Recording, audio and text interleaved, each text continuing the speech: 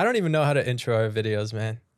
I feel like Same. part of my intro is literally just to say, I don't even know how to intro a video. What's up, everybody? Welcome back to the Positive Shit Show. In case you were wondering what is going on, that's exactly what it is, a positive shit show. Where Chris and I talk about a lot of things. We like to talk about life. We like to break down every subject for whatever reason, just because we're I don't know, we like asking We were like questions. that. Yeah, Yeah. exactly. We like talking about things that people don't usually think about. So, Hell yeah. Put things into question, just break it down to the why, to the maybe, yeah. and like every little reason's good. And you and I like to do that. And today, the first, which technically that was the intro that we recorded, and then the first official episode is about, so you and I were both 25. Yep. And to go with that, so wait, has it been 5 or 6 years that you've been with? 5 years, just last month. Nice. It's been 5 years. So literally all your 20s, you've been in a relationship. Pretty much, yeah, exactly. And then I've been single all of my 20s. The last time I was in a relationship, I was 21. And then, well, that ended.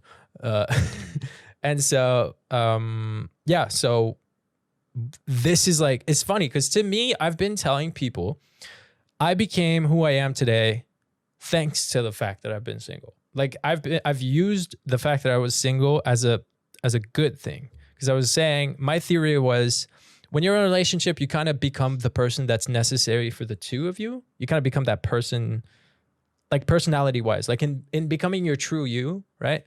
When you're in a relationship, I feel like you become that version that fits you and the other person. Like there's still a lot of things. Whereas that was the reason why I was so happy with who I became, because I became me for me. Like I didn't become me based off of anyone else's standards or what they needed.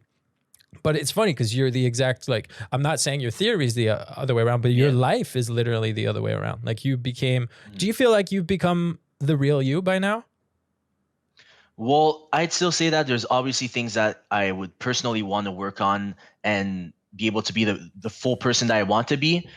There's a lot of things that I did work on, obviously being in a relationship.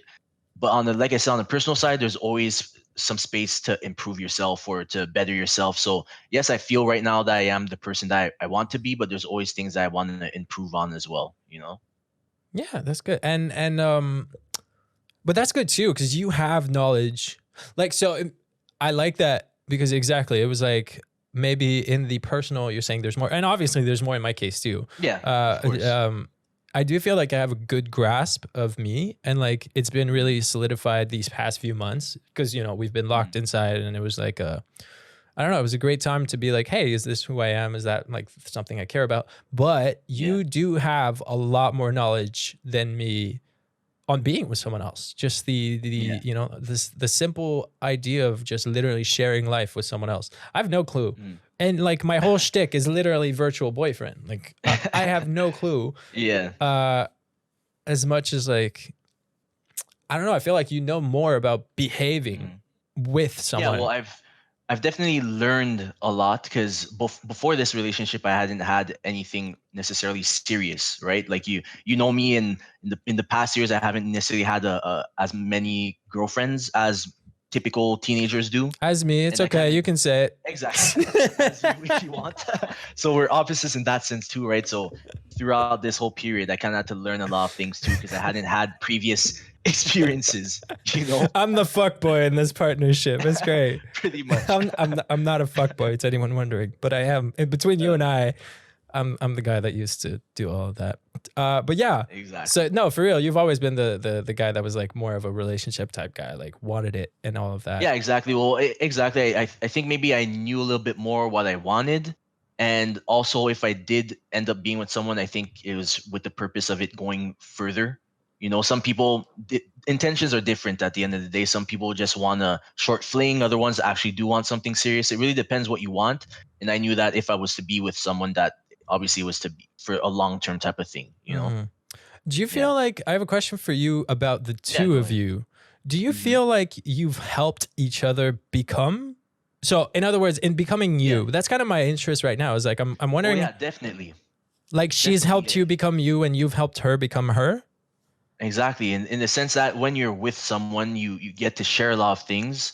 and that person is always there to kind of inspire you, to help you through things that maybe you wouldn't have been able to do on yourself by yourself.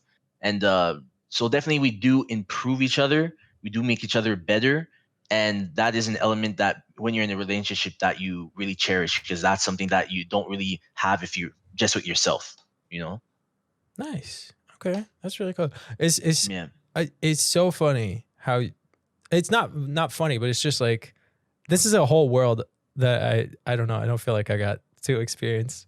Uh, Yeah. but But that's it's okay too. Like on the other side, like we talked about before too, in the sense that me being in a relationship for so long, there's certain things that I don't know about the single world too, right? And there's things that are positive, others that are negatives that I'm not aware of anymore, because I've been in this relationship for so long that things are so different, you know. mm, yeah. And what's okay? Wait, I have the question. It's phrasing itself in my brain. What Let it is? form. Yeah, it's like just the words are like all clustered. Uh, hold up. What's like? Yeah. What's one thing? Not that you would have done different. What's one thing you think Mhm. might have gone different had you like in becoming you? Like what's I don't know, what's one habit or just something that you would have done completely different Mm. had you been single? And it could be as simple as literally never washing your socks. I don't know. Like what's Yeah, that's one habit that's that a you pretty good know for question. a I never thought fact? about things like that. Uh, wow. I gotta think about this a bit, but mm, I don't know. I won't say there's necessarily things that I would change necessarily, that I would do different, in the sense that maybe I would have explored a little bit more. Obviously, being in university, there's a whole bunch of different people that you meet, so maybe that's the little area that I would have done things a little bit different. I would have maybe searched out and put myself out there a little bit more. The fact that I found something so early and so soon in my university years kind of, I guess, stagnated that part of it. You know, I didn't Mm. need to put myself out there as much. I didn't need to search out for things as much, because I already had pretty much what I was looking for in that sense.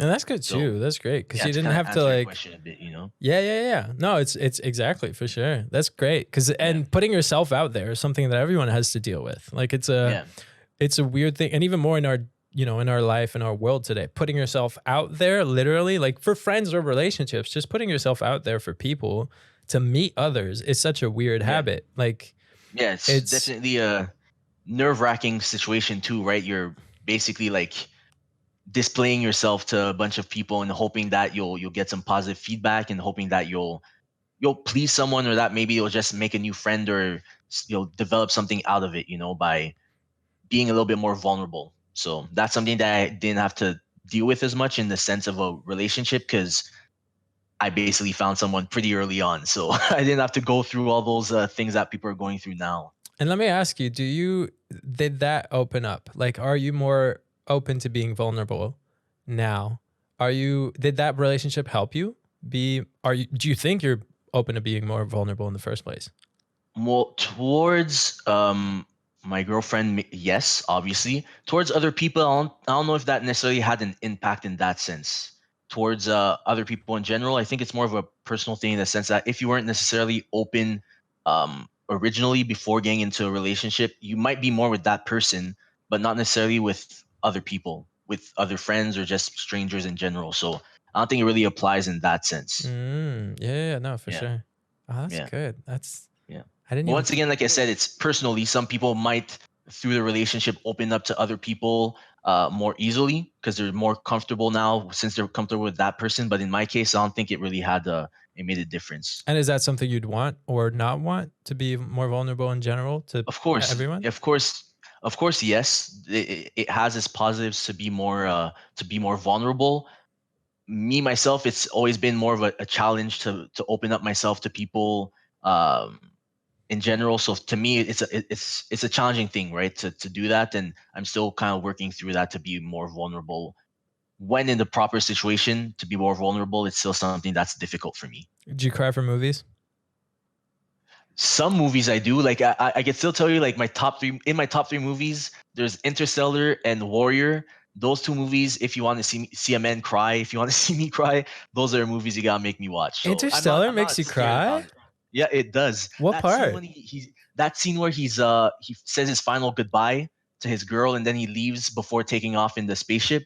That scene gets me. And in Warrior, it's just the ending. I don't know if you've watched Warrior. I don't think I Oh, you haven't? have. Well, it's basically these two brothers that both kind of go through tough situations in their lifetimes as teenagers. The older brother leaves his younger brother, and they kind of split for a couple years, but then they reunite through sports. Right? There's this UFC tournament, and the both of them are going into that tournament, and they kind of have to face each other and face the problems that they went through throughout their childhood. And there's like this end scene where, well, I don't want to spoil it, but I'm basically spoiling it, so sorry for people. But where they end up having to fight each other, and there's just this really like beautiful scene at the end that always gets me every time. I've watched it like 5-6 times, and I still kind of shed a tear. So Nice. yeah, That's cool, but that's good. but I'm not afraid to be vulnerable in those instances. Obviously, it's a movie, so it's not like if someone is looking at me necessarily cry. But if it's in another situation, it might be a little bit different. Mm-hmm. Yeah, no, I just think like crying for movies is one of the first steps to opening up. Yeah, Like of course. I didn't cry in front of you for freaking Fast and Furious 7. The one after, or was it 8? When which one's well, the 7 is when they made the tribute. Yeah, okay, so 7 It was still in the 6th, and the 7th he was in that one, and that's when they did the tribute to yeah. So I remember very vividly that we watched that together at the movie theater. Yeah. And I was almost crying, and I did not want to because you were next to me. As much as like you've been my best friend for now 14 years. Between each other, and like, I was we like, definitely don't like we're not like man up or anything. Like if you want to cry, like cry. We're not. Yeah, and yet I was like, oh no, can't cry in front of him. He's the no, and so I didn't. Yeah.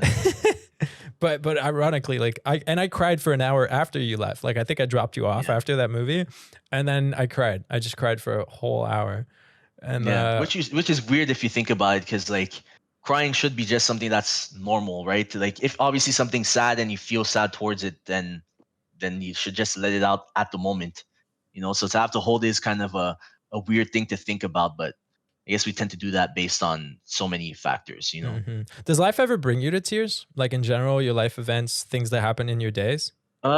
Generally, I have to say I'm a pretty stoic person in general, so it's tough to have something really get to me to a point where I cry. But I can tell you there's maybe a couple instances like on my football career that yes, things happened that I did have to obviously just let it out by crying, but it's not something that occurs often to say. It happens sometimes, and it's usually like it's because I hit like this peak of sadness that I just have to let it out. Otherwise, like something else might happen, or I just have to let it out. So there aren't many instances of those, but there have been some in the past. I think you just brought up the best subject for the next episode, too. Literally, like our careers and passions and things. That's going to be a good one, because I think everyone should hear your story. It's a good one. And obviously, they're going to hear mine too, Of course. A little bit of you, a little bit of me. But it works. But yeah, okay. So yeah, those things brought you to tears. And that's good. Like, obviously they would. That's exactly what I was curious about. And I think, how do I phrase that? My brain's like, wait. I think in a weird way, I've spent so much time thinking about me as me. Mm-hmm. And like, when you think about you as you, do you ever come up with things and then like an answer, whatever the question is about yourself, right? I don't know. I introspect all the time because I'm weird like that, but I'm sure. Yeah, exactly. You do that too. And so I always come up with like answers. And every day I'll re-question the same thing. Like those questions, they're just a cycle of like, oh, okay, is this me? Is this what I like? Blah, blah, blah, blah, blah. Or is this the impact I want to have? All those things. But do you ever come up with an answer and then about you and then change it because maybe you're in a relationship? Or like, I'm not at all trying to talk bad about relationships, because obviously that's what I want people to believe. And I want people to go for a healthy relationship. And you've been like the closest example. You and your parents, to be fair, have been the closest example to healthy relationships that I've seen. There's none of that in my family. So knowing your family has been great. And like the fact that you, coming from a healthy relationship, have a healthy relationship. So you're like my best example of everything. But my question is like, do you ever come up with an answer about the self, about you, Hmm. and then retract it or change the answer slightly because you're not single, because you have Yeah. someone else in your life? Well, definitely. One example I could give is just I'm also pretty much an independent person in the sense that in the past, before obviously being in a relationship, I would kind of do things on my own. I wouldn't really need to rely or depend on anybody. But now in a relationship, obviously you have someone else that you have to think about, and it's the smallest things like at one point I went to buy some food, for instance, and I forgot to tell her like, oh well, look, forgot to I'm going to get some stuff. Do you need something? And obviously you realize after all that you don't have to just think about yourself. You have to think about someone else. So initially you just think, oh well, I just have to think about myself, and that other person could think about them, and then we kind of meet up at the end. But throughout most things, you have to already think as an item. You have to think two people as one. So you have to think not just for yourself, but also for the other person. So if I come back to what you asked me originally, I would think I thought that maybe independence meant that you just thought for yourself, acted for yourself. But when you're in a relationship, or when you're just you have a significant other, maybe in that sense you have to think about the other individual as well and bring both those things together. So my idea of independence definitely changed in that sense. And do you think, would you see both of you as dependent of each other? Is it one of you that depends more on the other? Like, No, what's the there's different dynamics in relationships. Ours is mainly being independent of each other, but still being a unit, right? So we still do things our different ways, but we still come back to each other.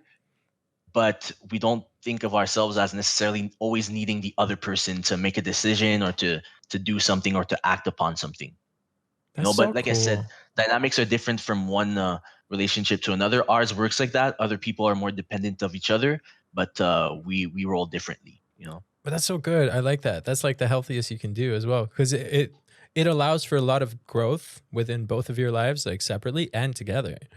Um, Hmm. and it's so good. I love that. That's so great. I don't know. I like it. Random question for you: Yeah. Do you buy less, or do you cook less spicy food? Because Nope. does We're she eat both. spicy? Yeah, yeah, definitely, and cook spicy too. So like that's not even that's like a non-issue, surprisingly Nice. enough. So we're both have the same type of palates when it comes to food. So once again, that's another area that like you could just swap to the side because it's not a problem. Yeah, that's really good. It's a great match, because obviously Yeah. like that's a challenge.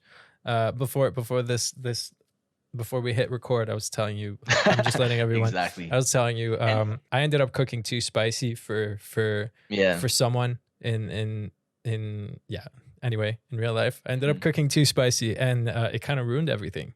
Because I was Yeah. like, wait, what do you do? Like, I cook spicy just like you. Like, it's just everything I Mhm. eat. Literally everything I eat except for breakfast is spicy. I'm just a spicy boy. I like the spice. I don't know. I just like it. Like, it's my palate likes it. Like, I don't know. It's just my taste. And so I ended Yeah. up cooking too spicy. And the answer was, wait, what do I do to save someone when the food is too spicy? Like, what Yeah. do I have anything? And I didn't have any cooling elements, which is very true. I was like, holy shit, Yeah. I should have a cooling element in case. But it's such a funny habit. It was like, it was my first time being like, wait, uh-oh. Some, I have to think about the other person that may yeah, not appreciate what I appreciate. And yeah. the difference is that I learned those things over time being with that person, whereas in your instance, you're more of in the context of a date probably. Hmm. So you kind of have to try to figure things out in the moment and hope that it kind of works, and that you're as compatible as the other person. But initially, everybody starts out like that. But the difference is that maybe in the way that single life dating is today obviously differs in that sense that if it doesn't work now, then you just cut it off and go to the next person. That's true. And that's actually what's so true about dating today in the first place. Mhm. Literally, like, people, I think you're good. Like, you've been in your relationship. It's been a long time. And that's what's been good, because the dating scene today is very much, the second something doesn't go your way, people were Yeah. like, oh, that's not the one. Okay, cool. Let me just get back on every dating app again. Get back on, all all the stuff and just slide in people's DMs. Screw it. Yeah. That wasn't the one. Like the switch is so quick today. You'll do one thing and it's like, oh, okay, never mind. Wasn't my person. Wasn't. Yeah. And it's like, but that's the thing. I think maybe people tend to think that it either has to work or it doesn't work at all. But the thing is that no matter how compatible you are to another person, there's still going to be disagreements. There's still going to be things that you're going to have to work on. And it's not easy, right? Whereas now, like you said, since you have so many options, if something doesn't work now, you'll be like, you know what? I don't need to invest in this. I could just go to the next person and it might be work 100%. So that's where maybe there's a difference today than a couple of years back, where if you had someone, you did like them to a certain degree, you work things through. There'll be disagreements, but you know that you have to kind of persevere in order to get where you want to be with that person. Whereas today, maybe people don't have that type of way of thinking about things because there's always that next option that may sound or looks better. You know, I would almost be curious to like blame social media as well. Because back then, like dating, I mean, like, okay, like you know, your relationship's been 5 years long. Like 5 years ago, social media was just as good. But it's very much like, I feel like knowing that you have access to so many prospects, so many possible partners, and you have like, you know, if someone sets their mind to literally think, hey, I'm going to find someone only using social media, they'd be good. Like they would easily be able to still find someone. You can slide in people's DMs on Twitter, on Instagram. You can be on dating apps. You can, there's now, even now, like I was explaining to you what duets are on TikTok. You can, that's like one of the main known ways of letting someone know you're down. Like if you duet someone to some extent, I mean, unless it's a video that just requires a duet and it's very nice, but some videos do not require a duet and they'll still get duetted. And there's still that afterthought. It's not at all the main purpose of it, but there's still the afterthought that you could duet someone you're really attracted to and they see you and they notice and blah, blah, blah, blah, blah, blah, blah. It's like today, social media gives you access to so many different prospects that the second you get challenged, you're like, wait, maybe I can just hop back and slide in someone's DMs or send a snap to someone else and boom, I'll get some nudes from someone else. I'm sorry, it's just that I'm just saying things that maybe people will get hurt. But I feel like social media has had an impact possibly on how we even view a challenge. Because now it's like, you know, same thing with everyone. I think it makes you realize that you possibly don't. Yeah, I think you use the best word. You don't have to invest as much. Like you can really test out so many different grounds before you decide, hey, I'm going to invest into this person, into this relationship, into this partnership. Like the word invest is so great actually, because you're investing your time, you're investing your, you know, your heart, your effort. You get exactly, and it's a lot of things too. It's some people also don't want to go through, you know, the hardships of also, if it doesn't work, you know, once again, that word invest, you invested your time, you invested your feelings, your emotions. And sometimes it's tough to deal with that because you've put so much effort into that and it ends up amounting to nothing. Right. So that's the tough part too, that you kind of have to deal with, and kind of explaining also the fact that there's social media and all that. There's also that issue of you always think there's the next person that's better. Well, the thing is that you have so many options now too that you're kind of like, I can't choose because I don't want to make the wrong choice, you know? Yeah. Yeah. You're like, why would I lose 5 months or 5 years? You know, well, 5 years, I mean, you know, you're obviously working something 5 out. years is not too bad. It's not too shabby. You had a pretty solid relationship there. But a lot of the times that's true. People will like, after a few days, they'll be like, oh, meh, And it's funny too, because I'm definitely guilty of that as well. Like we're talking about it, but I am guilty of doing that. I'm guilty of a lot of those things where I'm like, yeah, you know, is that the person? Like my standards are hella high. And since I've become virtual boyfriend, they've gotten higher because I've established what I think is a healthy relationship to me through these videos. Like at first it was ideas that came to mind. And then I'm going to reach 5 months since I started being everyone's virtual boyfriend.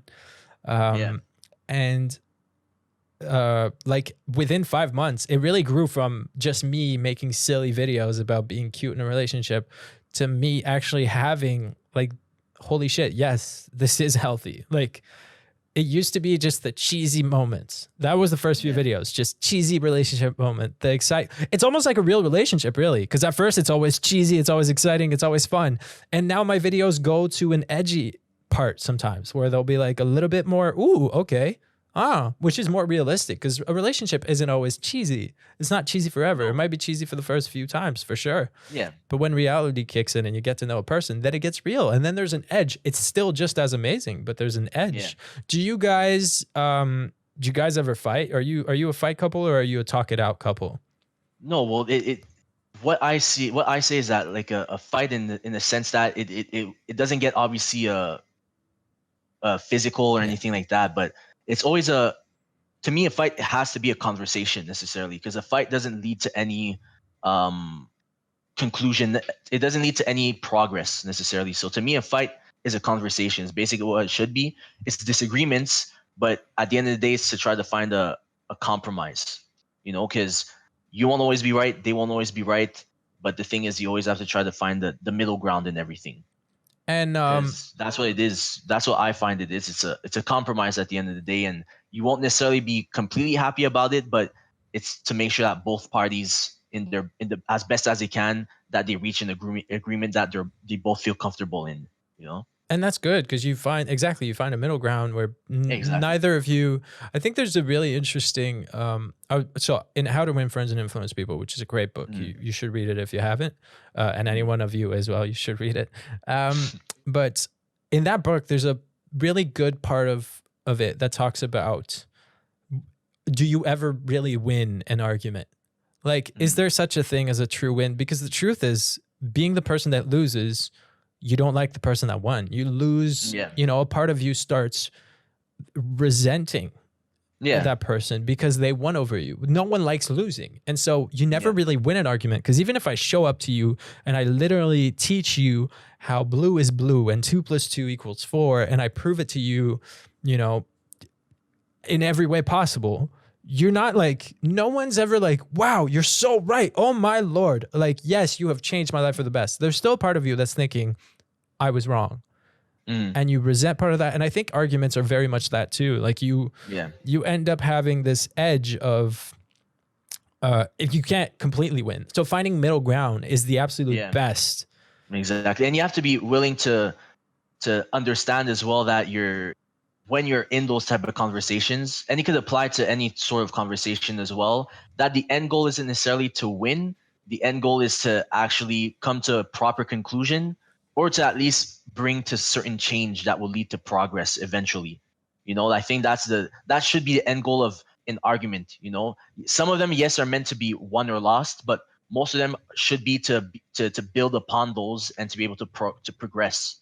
I think that's the main thing to take away from a fight, if you want. Are you quick to admit you were wrong? I'll admit sometimes it's tough. Sometimes, like, when you know in your gut that you might be right, and sometimes you just have to say, you know what, I have to accept it. It's difficult. I'm not saying it's easy. On my part, it isn't always, because like you said, people usually want to be right most of the time. Sometimes they aren't, and you have to accept that maybe in that certain situation you weren't, and you have to say, you know what, forget what I just said. It wasn't right. What you said was probably made more sense. And how could we both, like I said, achieve that middle ground and find a proper conclusion to things? So yeah, it's difficult. It's not easy to acknowledge that you haven't had the right argument or you didn't make the right point, but you have to accept it if you want to progress and move on. And like in terms of character as well, I think that's strength if I've ever seen it. That's vulnerability and strength. Exactly. Yeah. It's like, to admit that you're wrong, it takes a certain character to be able to do that. And if you're able to acknowledge that you're wrong and to build upon that, then it's only to your advantage. Yeah, to want to find the middle ground too. Like just being like, all right, either, because it's still, even being right doesn't mean you're strong. It doesn't say much about your character if I'm just right all the time. Exactly. But if you're right and you say, hey, let's meet halfway, like that's a sign of like good character. That's a sign of becoming a healthy person. I think like that's the main focus for me, is like, how can I not be bad or a bad impact? And, I don't want to be bad to anyone, and I don't want to be bad to myself. I want to be healthy, and I want to possibly open up others as well. Like anyone that comes in my life, I like to think, so I don't know if I've ever told you this, but this is how I feel. And that's what I've felt has been my story. or my purpose, I've always seen myself, even more since the resort, because that's when I was like, whoa, this is what I feel like. I've seen myself as a cloud passing by in people's life. So it's a really hot day, and sometimes the sun gets too much. And and the sun's beautiful. We all love the sun. We all like being in a sunny day. It's a beautiful thing. It gives you good mood and everything. But sometimes the sun is too much. Sometimes it's too hot. Sometimes you start thinking, I need a break from all that. It's too much. And I show up as the cloud. And I just open people's eyes. It's that's a good way to think about it. I like to think about it. So I see myself as a cloud because I show up. I give you shade. I give you comfort. There's levels. You're not squinting anymore. You have somehow, when there's a cloud, right? Your eyes just can see better. You can see the bigger picture a little better. And then that cloud goes away, which is what I like. And that's why I see myself as a cloud, because I see that I'm just meant to pass in people's lives. And I'm meant to disappear. And then they see the sun again, but somehow it's a new sun. It's not the same sun they were tired of it beating on their heads. Now it's a sun they appreciate again. And I think that's been my take with life. It was like, I need to be a healthy cloud. And I need to be that cloud that shows in your life. I'm not a rainy cloud. I'm not here to rain on your parade. I'm that nice white cloud. Okay, white is not the right. I'm like the cloud on a hot day. I'm not the rainy cloud, not the dark cloud that's just going to storm on you and you're like, oh. Yeah. Although that's good too. Most times it feels great. No, but what I mean is like I'm that cloud that just swoops over, makes your day a little lighter, and then goes away again. And you see the things that were starting to be too much, and you see them in a new light. It's almost like that's been how I see my purpose. And it's the same. So like, even now, like, I don't even know how I got to here, but so I don't know, whatever we was just saying triggered that thought. Like, I feel like it's the same. There you go. It's the same in a relationship. I feel I think a lot of relationships are. So I have a new theory, by the way. So I'm going to start with this. I have a new theory on life and the things around it. I think we are moments. I think everyone and everything in your life is a moment. And I see them as moments. And what comes with that is that we have this idea that everyone's going to be in our life forever. Like, I love you. You're my soulmate.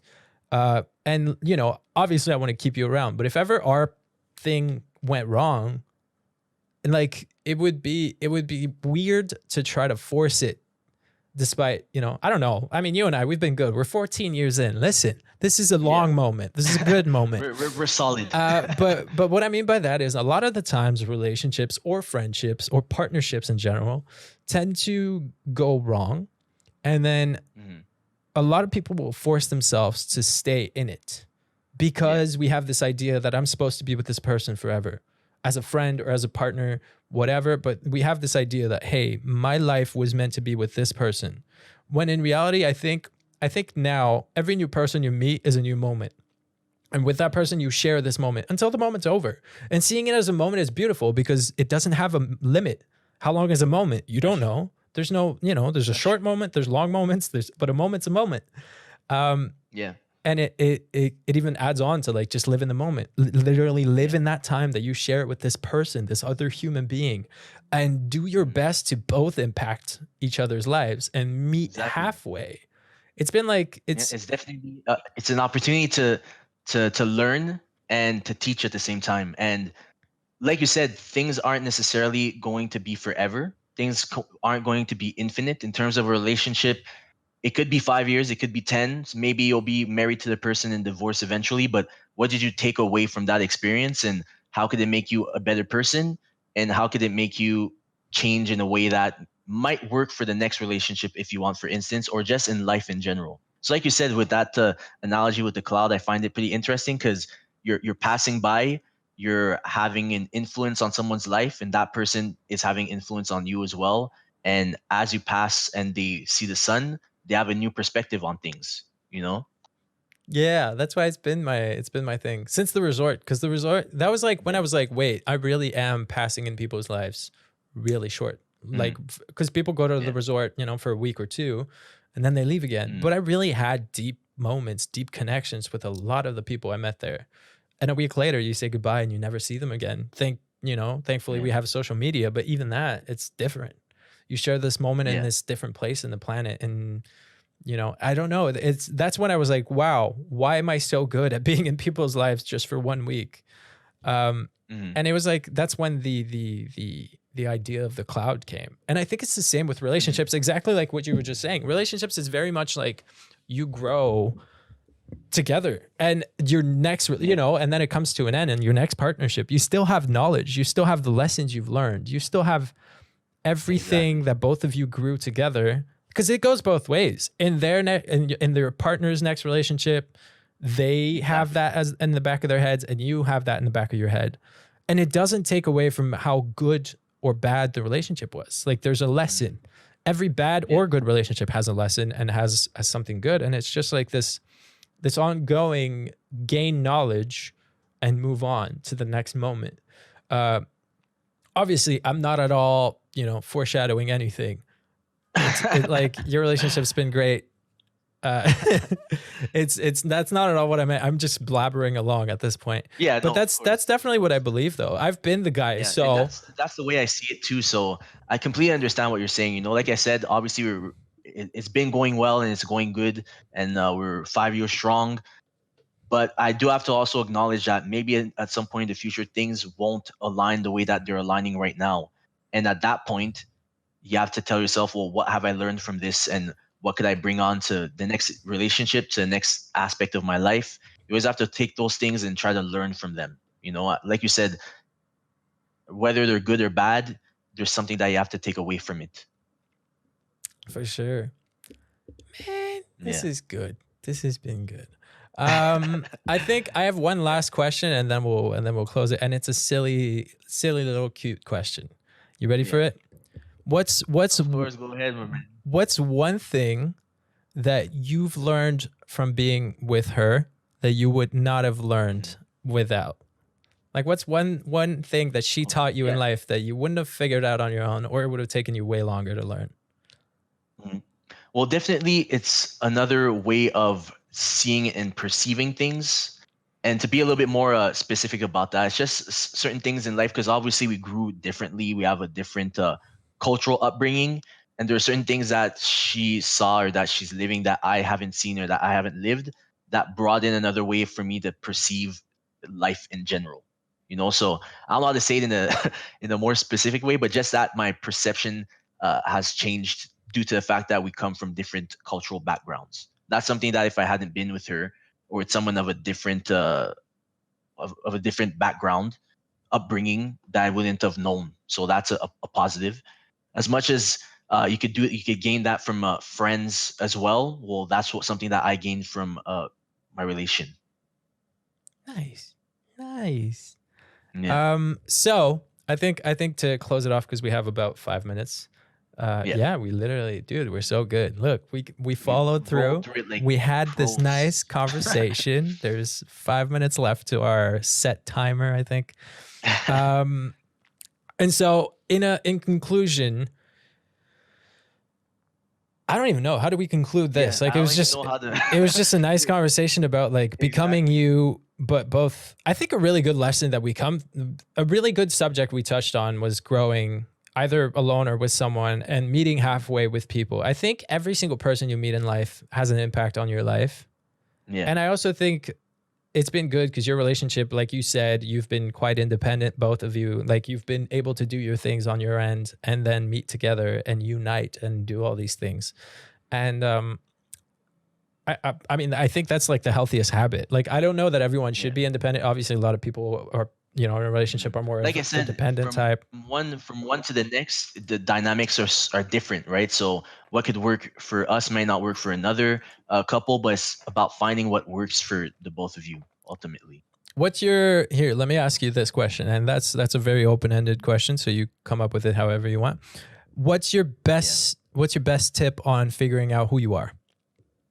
Really weird question. Because I mean, like, a pretty big question. Yeah, but that's because that's what the subject is. It's like, how do you come up with? Yeah. I think it's to be open. That's the first thing, and to not be scared to be challenged of what your beliefs are and perceptions are, what your initial beliefs and perceptions are.